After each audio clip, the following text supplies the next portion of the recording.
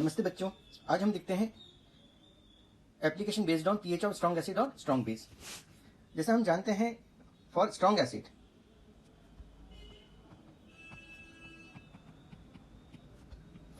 Acid जो hydrogen ion concentration होगा this is equal to normality, and for strong base OH ion concentration होता है normality के बराबर। और हम ये भी जानते हैं अगर आपको मोलारिटी दिया हो तो जो नॉर्मेलिटी होती है this is equal to n factor into molarity. ठीक है, ये हम जानते हैं। तो स्ट्रॉन्ग एसिड के लिए है ना, for strong acid pH is equal to negative log of normality, और फॉर स्ट्रॉन्ग बेस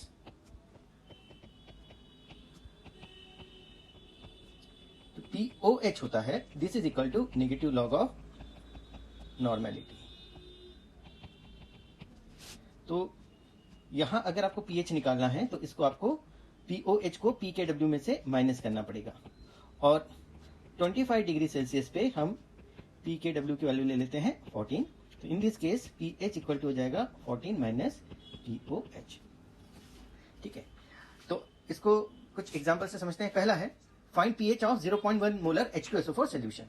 ठीक है, तो इसका सॉल्यूशन, इसका एक्सप्लेनेशन हम देखते हैं। तो पहले वाले केस में है ना, आपको दिया हुआ है मोलारिटी कितनी दी हुई है 0.1। तो इस केस में नॉर्मेलिटी कितनी हो जाएगी, इसमें नॉर्मेलिटी हो जाएगी n फैक्टर इनटू मोलारिटी।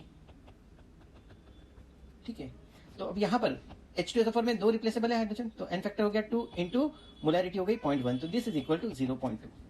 तो यहां पर जो pH होगा this is equal to negative log of normality, इसकी यूनिट n, तो this is equal to negative log of 0.2 which is equal to negative log of 2 into 10 to the power minus 1, तो this is equal to minus log of 2 minus of minus तो plus log of 10।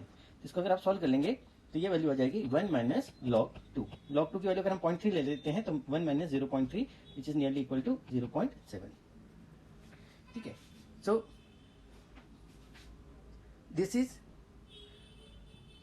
pH of 0.1 molar H2SO4 solution.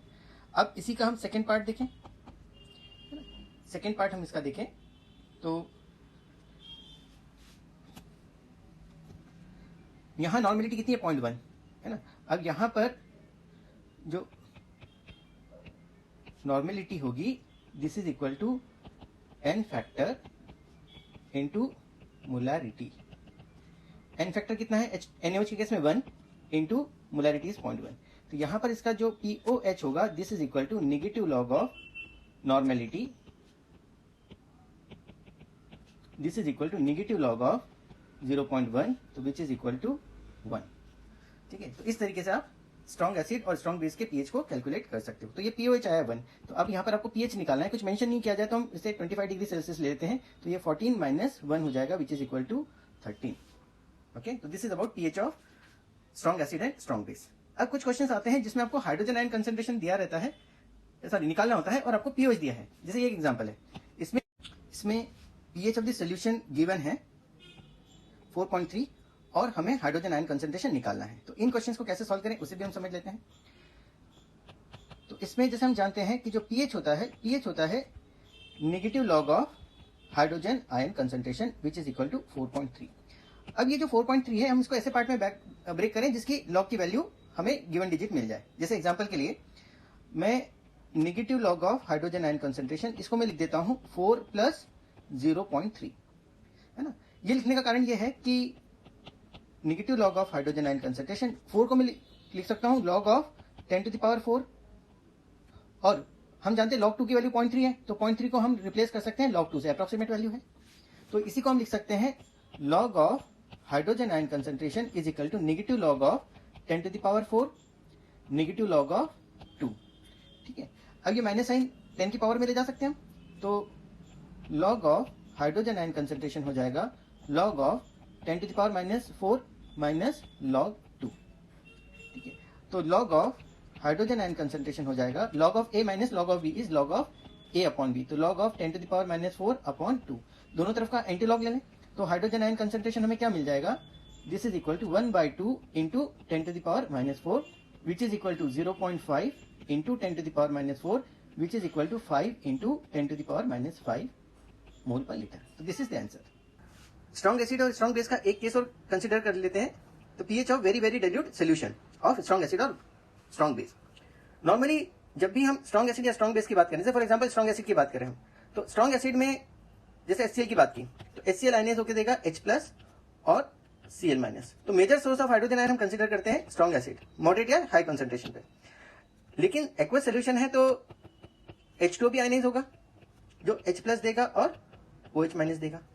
तो normally हम hydrogen ion जो हमें H2 के ionization से मिले उसे हम निग्लेक्ट कर देते हैं, क्योंकि HCl से जो या स्ट्रॉन्ग एसिड से जो मिला है मॉडरेट या हाई कंसंट्रेशन में वो ज्यादा होता है as compared to ionization of water.